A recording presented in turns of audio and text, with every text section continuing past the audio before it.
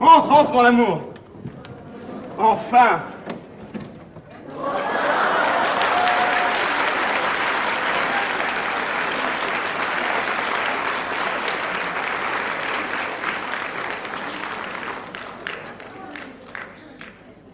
Vous êtes monsieur Gérard Barbier?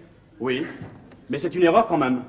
Ah, je ne crois pas, monsieur. Et moi, je vous répète que si, je vous prie d'avoir l'obligeance de vous retirer. Vous attendez bien quelqu'un? Oui, mais c'est pas vous. Si, c'est moi. Non, monsieur, non, monsieur, non, monsieur. Alors pourquoi avez-vous téléphoné au concierge de prier la personne qui venait de la part de madame Adé Barbier? C'était pas ma femme? Non, c'était moi. Mais néanmoins, je viens de la part de votre femme. Oh. Je peux d'ailleurs vous dire que par un curieux hasard, ce n'est pas seulement votre femme qui m'a prié de vous rendre visite. Et qui d'autre encore, monsieur? Vous-même. Moi? Permettez.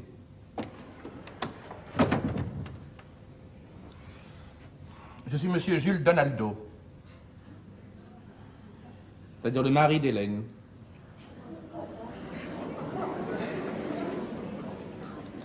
Actuellement, la maîtresse de votre ami. Eh bien, vous êtes monsieur Donaldo et moi, je ne sais plus où j'en suis. Vous me permettez de m'asseoir? Où est ma femme? Le concierge de l'hôtel a dit qu'elle désirait me voir. Non, une personne. Le concierge m'a demandé de la part de qui mon nom risquait de provoquer autour de vous des drames annexes et connexes. Comme je venais de la part de votre femme, j'ai dit tout crûment la vérité de la part de madame Adé Barbier. Oh non, non. Ce sera un comble. C'est tout de même pas vous son amant. Ah non, non, monsieur. Non, votre femme est charmante, mais je n'ai pas de maîtresse. J'en suis d'ailleurs sincèrement désolé, car il eût été plaisant que j'eusse enlevé votre femme précisément le jour où votre ami enlevait la mienne. Bon. La vie n'a pas le raffinement dramatique de cette chère Adé. Je ne suis comme vous qu'un homme seul. J'ai reçu votre lettre. Ma lettre? Ah oui, je sais, une lettre folle, excusez-moi, mais le soir où je l'ai écrite et expédiée sans même la relire... Elle m'a beaucoup touché. Et la vie est passionnante. 2 jours après, je recevais la visite de votre femme. Ma femme est allée vous voir? Oui. Et que voulait-elle? Mais vous-même, monsieur, que vouliez-vous? Mais moi, je pensais beaucoup à vous. Je me demandais comment vous aviez pu supporter votre malheur. Moi, très mal. Certaines heures, j'étais comme fou. Et un soir où j'étais vraiment fou, je vous ai écrit cette lettre qui vous a peut-être surpris, mais... J'ai même cru au début à une plaisanterie d'assez mauvais goût, et puis j'ai eu la visite de votre femme. Et où est-elle? Dans la ville. Elle est venue avec vous de Paris? Non, elle m'a donné rendez-vous ici dès qu'elle a connu votre résidence actuelle. Quoi, elle sait même que j'habite cet hôtel? Ah oui, je pense même qu'elle vous a suivi hier soir au casino où vous dîniez, paraît-il, avec vos amis et une jeune femme ravissante. Ma femme était là? Elle me regardait? Elle m'épiait? Alors que j'essayais d'oublier son absence près de cette fille? Mais pourquoi vous a-t-elle écrit? Mais vous-même, monsieur, pourquoi m'avez-vous écrit? Et qui est son amant? Ah, ça, je ne sais pas. A-t-elle un amant? Ah, parce que vous ne savez pas si elle a un amant. Monsieur, pour l'amour du ciel, dites-moi tout ce que vous savez. Mais qu'elle est venue me trouver chez moi il y a 3 jours à Paris, en me priant de la rejoindre ici. Où m'a-t-elle dit? Elle m'amènerait près d'Hélène, ma femme. Alors, comme vous-même me demandiez un rendez-vous... Oui, je regrette cette lettre. Pourquoi? Parce que j'imaginais que votre souffrance me calmerait, mais vous n'avez pas l'air de souffrir. Pourquoi souffrirais-je? Vous n'aimez pas votre femme? Et je dis quelque chose de semblable? Bon, finissons-en, monsieur. Est-ce que vous êtes chargé de m'expliquer pourquoi Adé m'a envoyé ici un jeune garçon, revolver au poing? Non, ça, je suis pas au courant. Il y a un quart d'heure... Votre femme m'a téléphoné il y a 5 minutes, mon mari me pardonne et il vous attend. Et vous avez accepté une mission aussi vague? Mais vous êtes insensé. Elle veut que je vienne, vous voulez que je vienne, et j'oublie de dire que moi-même je voulais venir, et vous me demandez ce que je fais ici? Mais je vous le demande encore, monsieur. Vous me permettez de m'asseoir, merci.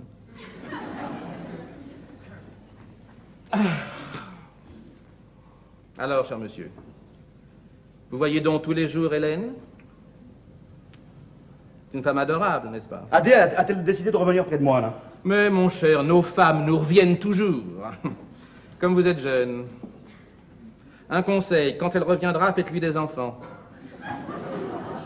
Nos femmes auraient moins d'amants si elles avaient plus d'enfants. Je vous donne cette recette parce que vous m'êtes très sympathique. Alors, dites-moi, Hélène est heureuse? Mais je ne sais pas, monsieur. Et votre ami, on dit qu'il est beau garçon? Mais si j'ai bien compris, l'aventure de votre femme ne vous révolte pas? Vous jugez sa conduite à peu près normale? Oh, normal, monsieur, qu'est-ce qui est normal? J'ai 20 ans de plus que ma femme, est-ce que c'est normal? Enfin, si j'étais un poète romantique, ou un grand explorateur, ou n'importe quoi d'autre dans le genre fixateur d'idéal, allumerait, accrocheur d'étoiles, mais je suis marchand de cailloux.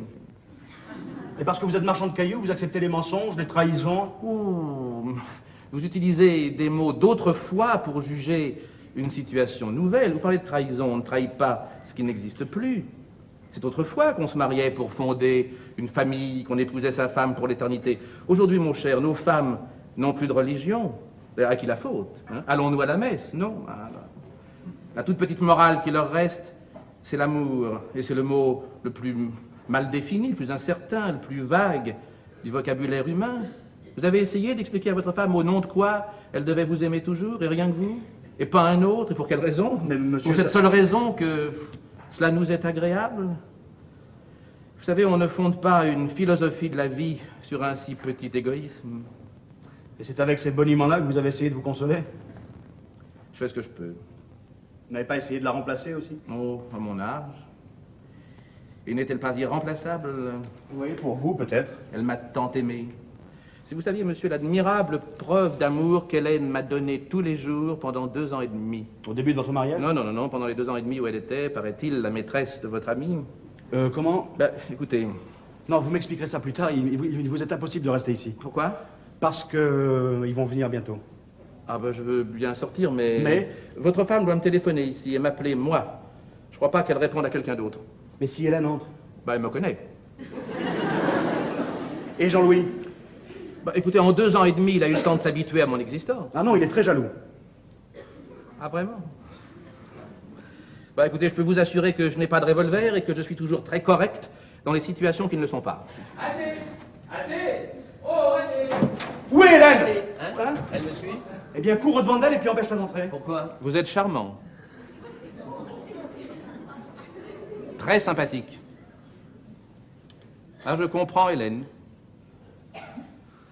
Je suis son mari.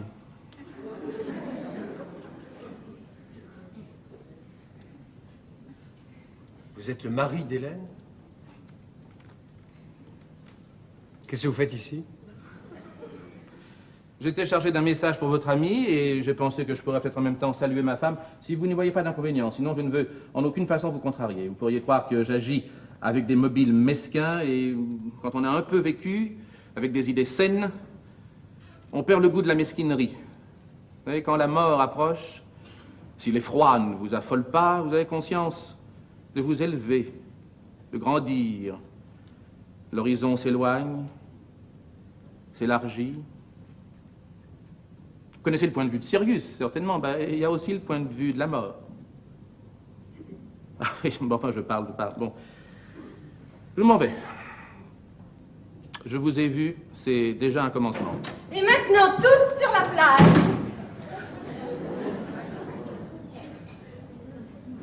Qu'est-ce que tu fais ici? Et toi? Moi, tu le sais très bien ce que je fais ici. Et si tu es venu pour te l'entendre dire, sois satisfait. Je suis près de l'homme que j'aime. Pourquoi être agressive? Parce que nous nous sommes aimés et que tu es parti? Et si ma vue vous est désagréable, songez que je vous vois, moi aussi, et vous êtes moins à plaindre. Vous avez eu 2 ans et demi pour vous habituer à mon existence. Ah, il est certain que nous nous trouvons aujourd'hui au centre d'une jolie pagaille. Mais à qui la faute? Qui vous a dit de venir ici? Si je suis venu, c'est que sa femme, que vous appelez, je crois, la petite Adé, m'a prié de venir. Je la soupçonne de t'avoir surprise hier soir au casino, présentant à M. Gérard Barbier une très ravissante jeune femme blonde. Bon, ne croyez-vous pas, monsieur, que maintenant vous pourriez vous retirer? Tu n'as plus rien à me dire, Hélène? Non.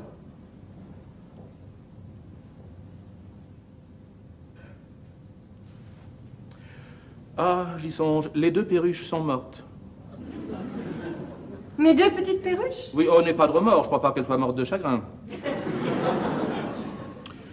Ni de négligence, car je les ai soignées de mon mieux, mais enfin, je les ai peut-être soignées avec maladresse. Et pourquoi pas Joséphine, comme d'habitude? Ben parce que le lendemain de mon retour, j'ai accordé un congé à Joséphine, qui n'avait pas vu son village depuis longtemps.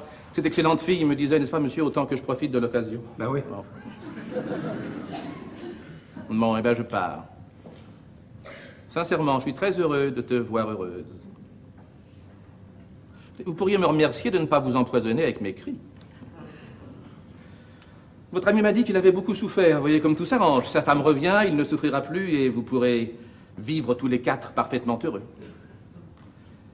Je ne veux pas que tu sois inquiète, Hélène. Je me soignerai beaucoup mieux que je n'ai soigné tes perruches. Si je t'ai fait de la peine, je te demande pardon. Mais de quoi? Tu n'es pas responsable des 1001 désordres de notre temps? Il n'y a qu'une petite chose que je te reproche. Oui, je sais. J'aurais dû tout avouer le premier jour. Ah non, ça je ne te reproche pas de m'avoir menti pendant 2 ans et demi. Loin de là, tu ne m'as jamais donné une plus belle preuve d'amour. Quelle preuve d'amour? Vous ne comprenez pas, c'est pourtant clair. Vous êtes certain que ma femme doit téléphoner? Oui, oui, certain. Soyez pas nerveux. Vous déjeunerez avec elle et vos amis. Un déjeuner auquel je ne serai pas convié, je le regrette car je suis si seul maintenant. Et ce sera un si curieux déjeuner. Non, la petite chose que je te reproche, Hélène, pourquoi ne pas m'avoir prévenu de ton départ? Tu m'aurais épargné bien des tourments. Quel tourment? Ma lettre était assez claire. Ah bah oui, très clair, mais je ne l'ai pas reçue le soir même. Tu l'avais posée sous mon pyjama et comme je t'ai attendu tout habillé, je me suis fait un sang d'encre. Je t'imaginais éclater sous un autobus, enlevé par des gangsters, je veux dire. Et lorsque j'ai appelé le commissaire de police, que j'ai réveillé au milieu de la nuit, il m'a dit « Votre femme fait peut-être une fugue ». Je haussais les épaules, je la connais. Elle me l'aurait dit. Elle m'a d'ailleurs répondu « C'est possible, mais c'est contraire à mes statistiques ». Pourquoi ne m'as-tu rien dit? Tu avais peur de ne plus avoir le courage de partir si tu me revoyais? Je te demande pardon. Hélène ne pouvait pas prévoir que ça J'ai allait... passé une nuit affreuse à courir les hôpitaux. Enfin, heureusement, le lendemain, vers midi, Joséphine a découvert la lettre. Mais tu aurais pu m'attendre. Hein? Tu m'aurais expliqué. J'aurais compris. Nous aurions raconté à nos amis que tu étais parti pour les sports d'hiver. Et puis pour le ski de printemps. Et à ton retour... Quel retour? Écoute, j'ai pour toi la plus grande amitié, une très grande affection, et je ne voulais pas être cruelle, mais tu m'y obliges. J'aime Jean-Louis. Depuis quand? Depuis que je le connais. Bah, comme vous avez été gentil, alors de me supporter pendant 2 ans et demi. Oui, beaucoup trop gentil. Ah oui, mais ne souffrez pas, vous savez, Hélène et moi étions surtout des amis, de vieux amis, très calmes. Mais enfin, j'étais moins seul. Elle dormait près de moi et quand je m'éveillais la nuit... Elle dormait près de vous? Jean-Louis, je t'aime et tu vas te taire. Et toi, si tu es encore mon ami? Vous n'aviez pas 2 chambres? Ah bah, il y a beaucoup de chambres dans la maison. Si tu fais souffrir Jean-Louis, jamais je ne te le pardonnerai. Vous dormiez dans le même lit tous les jours? Non, la nuit seulement. Jean-Louis, si tu tiens à en entendre davantage, je te laisse. Non, reste. Mais oui, reste mais là. oui. Je pars, Hélène, ne sois pas impatiente. Tous les deux, vous avez la vie devant vous. Hein? Ah, dites-moi, l'an dernier, Hélène a prétexté une fatigue subite et elle est partie 15 jours près d'Arcachon pour le Pilat. Naturellement, c'était avec vous. Naturellement. Ah, quelle chance. Non, parce que vous comprenez, dans cette conversation, moi, j'avance un peu à pas de loup, alors...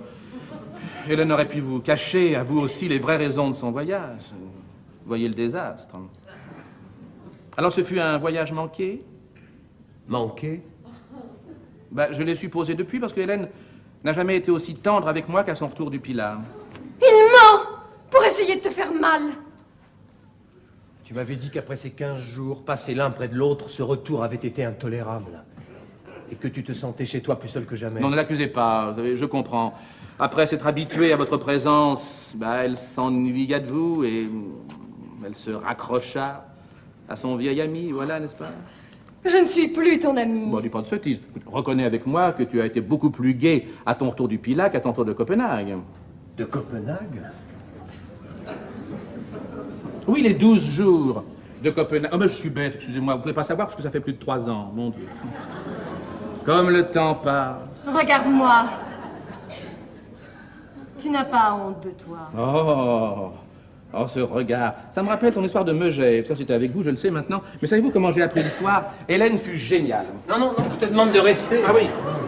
Ah oui, parce que l'histoire en vaut la peine. Hélène, vous avait-elle dit que vous aviez été surpris dans je ne sais plus quelle boîte de Megève par une bonne amie à elle et qu'elle eut très peur des rosseries de cette si chère amie intime? Alors savez-vous comment elle me raconta l'histoire à son retour? J'ai rencontré là-bas Thérèse Lalonde qui se conduisait affreusement mal, elle était en grand flirt avec un gigolo assez quelconque, un certain Jean-Louis Dehaye. Je n'avais pas dit un gigolo assez quelconque. Ah bah tu m'étonnes parce que ma mémoire, au moins, est très fidèle. Tu ne pensais peut-être pas ces mots-là, mais tu les as dit, enfin ça n'a pas d'importance. Et comme je m'ennuyais à périr, continua Hélène, l'idée me vint de faire du charme n'est-ce pas, à ce jeune danseur et de soulever son petit ami à Thérèse. Je me suis conduite comme une fille, mais Thérèse était folle de rage. Moi, en ami bien gentil, j'ai demandé des nouvelles de ce pauvre garçon, enfin, de vous. Et je ne sais pas, m'a répondu Hélène, n'avait aucun intérêt. Et pas besoin d'ajouter, ajouta Hélène, que je suis fâché à mort avec Thérèse, qui maintenant raconte sur moi et ce garçon les pires horreurs. Voilà, j'ai cru Hélène, comme vous l'auriez cru vous-même. Et je riais avec elle, la bonne farce. Oh, je dois reconnaître que j'en ris encore. Avez-vous tout dit? Oui. Je ne veux pas abuser de vos instants. Il ne me reste plus qu'une question à poser, mais je ne la poserai pas, car je suis certain de me tromper. Quelle question? Il y a 2 ans, quand mon père est mort, et que tu as prétexté, je ne sais plus, que l'histoire de robe et de couturière, pour ne partir que 24 heures après moi, c'était pour passer votre première nuit ensemble.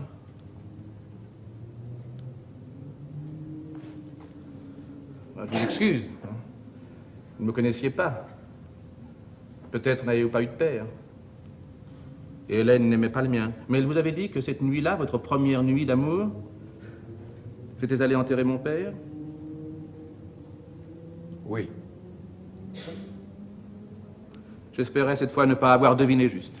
Et c'est précisément parce que cette vie et tous ces mensonges m'écœuraient que je suis partie. Pour n'être qu'à lui seul et sans mentir. Car je sais aujourd'hui que je n'ai aimé qu'une seule fois dans ma vie, un seul homme. Et c'est lui. Je ne te reproche pas tes mensonges, Hélène. Ils me sont précieux. Pour me garder, tu prenais la peine de mentir, même le premier jour où vous étiez tout neuf et mystérieux. Qu'est-ce que je pouvais demander de plus? Vous êtes modeste. Oh, suis-je si modeste? N'avez-vous pas connu votre défaite le premier jour? N'est-ce pas humiliant pour un jeune homme si séduisant de voir dès le premier soir la femme aimée repartir chez un autre homme? Ainsi, dans votre imagination, l'amant est un malheureux garçon humilié, et le mari n'est jamais aussi triomphant qu'en recevant sa femme infidèle. Vous êtes un poète, cher monsieur, mais un poète comique. Oui, comique, parce que nous avons, vous et moi et nos pareils, vidé l'amour de sa grandeur. Mais écoutez, vous n'ignorez pas qu'elle est riche. Je veux dire par là seulement qu'elle ne dépend pas, qu'elle n'a jamais dépendu de moi. D'ailleurs, depuis 3 semaines, elle le prouve. Or, il y a 2 ans et demi, elle rencontre un garçon séduisant, jeune, tout nouveau, tout beau et libre. Et néanmoins, chaque soir, elle abandonne le séducteur pour me rejoindre et passer la nuit près de moi. Qui l'obligeait à revenir si, en fin de compte, c'était pas moi qu'elle préférait? D'ailleurs, un jour, elle n'est pas rentrée, mais pendant 2 ans et demi, j'aurais résisté à votre charme, dont je ne me méfiais pas. Pendant 2 ans et demi, elle s'est appliquée à bien mentir, quelquefois dans des circonstances difficiles, pour ne pas me perdre, pour me garder près d'elle. J'étais le préféré.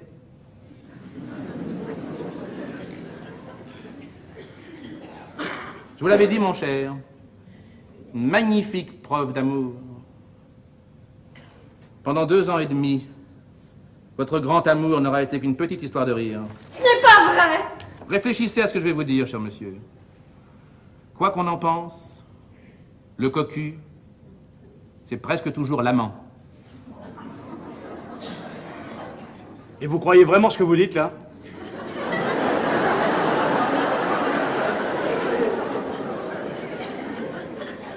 C'est un paradoxe, ça, hein? C'est un paradoxe de consolation. Vous savez, j'ai pas l'impression d'être paradoxal quand je regarde la tête de votre amie. Mais elle mentait pour vous garder, c'est entendu, mais elle vous mentait. Mais tout le monde ment, cher monsieur. Moi-même, je mens. Votre femme ne doit pas me téléphoner ici, c'est un mensonge. Si vous m'avez laissé... Non, mais calmez-vous. Depuis le début de notre conversation, votre femme m'attend dans le couloir de l'hôtel. Hein?